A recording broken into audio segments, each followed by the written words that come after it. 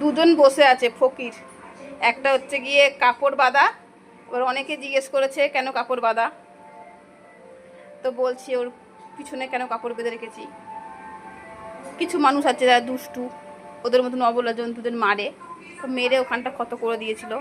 তো ডাক্তার দেখিয়ে অনেক ভালো করেছি। ওইখানটা হালকা একটু লাল হয়ে রয়েছে, ওই জন্য কাপড় বেঁধে রাখি যাতে মানুষের দেখলে ঘেন্না না লাগে।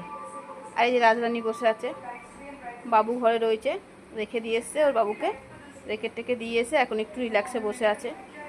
দুপুরবেলা ভাত খাওয়া হয়ে গেছে মাছ সিদ্ধ দিয়ে, আর কি করবে। আর একজন দেখছে কি বলছি। দুজনের মধ্যে বনামনি হয় না, শুধু মারপিট হয়। মানে আমাদের ম্যাও ম্যাও মারে হচ্ছে আমার হুলোকে। আমার হুলো কিন্তু খুব ভালো ঠান্ডা বিড়াল।